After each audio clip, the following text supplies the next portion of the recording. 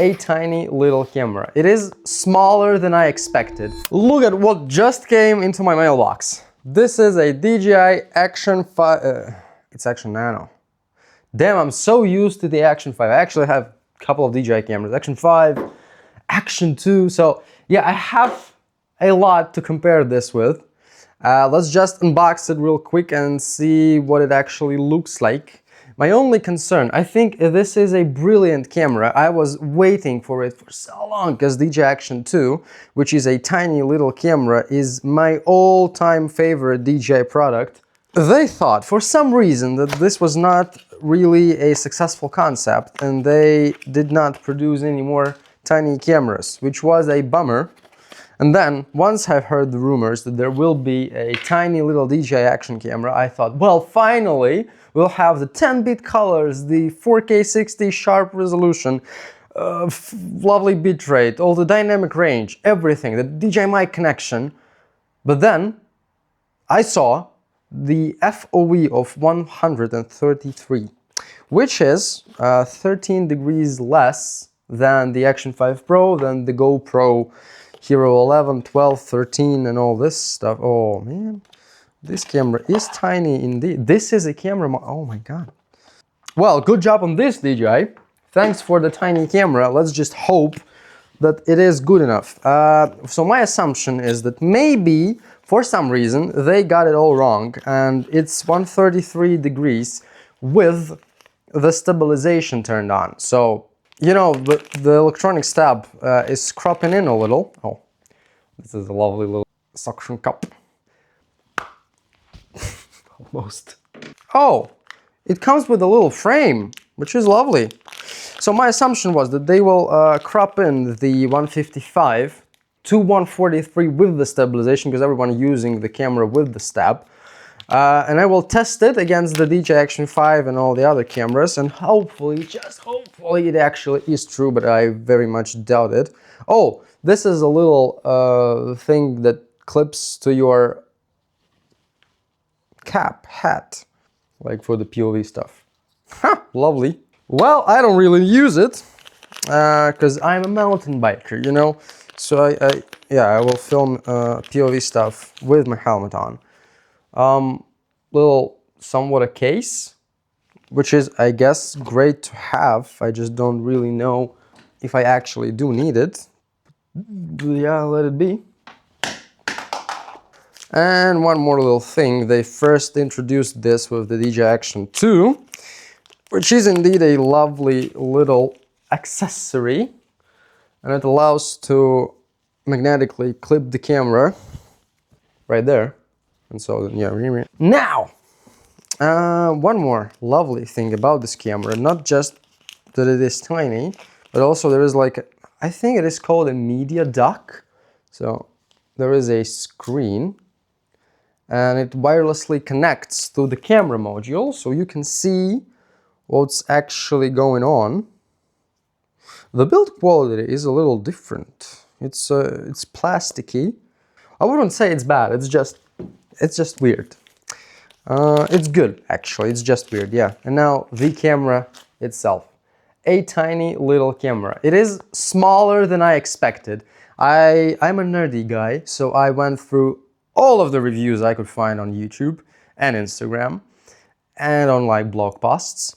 And this camera seemed to me bigger than it actually is. So this is a good thing. Now, yo, wow, this looks sick. Let's very quickly compare it to the Action 2. And I would say they are about the same size. Yeah, I have an ND filter slapped on the camera, so it actually looks about like this. And if you want to shoot horizontally, then it looks like this. About the same size, I would say. I did like the rectangular mode, because this way you could actually use the camera both vertically and horizontally within the same mount, which is like a frame. Not in this case.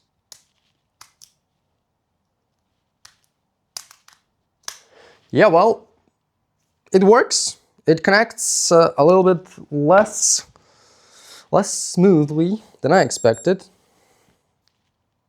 Oh, right, there is no screen. I don't have any idea what's going on inside. It's turned on, English. Now, inside, everything looks the same way it looks on the DJI Action 5. And if we compare these two cameras, then, well, the difference is significant. Yep.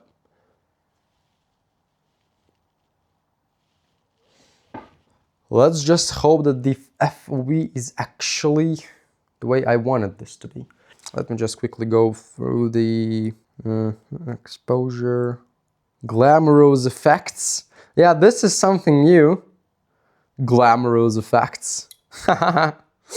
Seems like there is no D-Log M correction in camera, so that if I choose the D-Log M, I cannot actually see the Rec 709 conversion, which is not a big deal to me, but like cancel. There are some image enhancement mode, or what is it? Endurance mode. Not sure what's this. I'll dive deeper in the dedicated review. For now, I'm just messing around and seeing what's up. And I want to do this real quick. So I want to see this direction.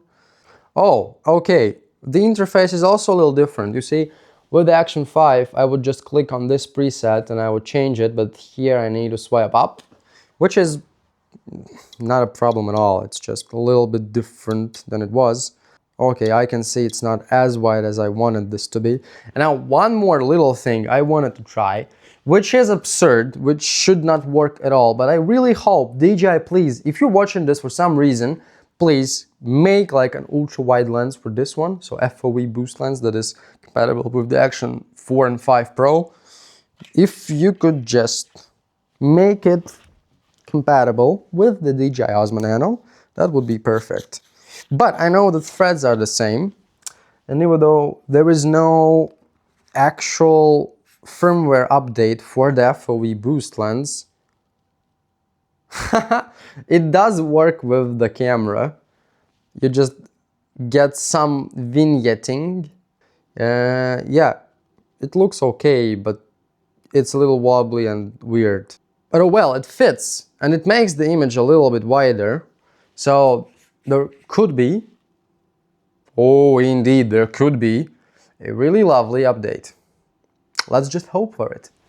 And you can actually see what's going on in the camera remotely, which is actually so fun to see. So this is me now. Hello.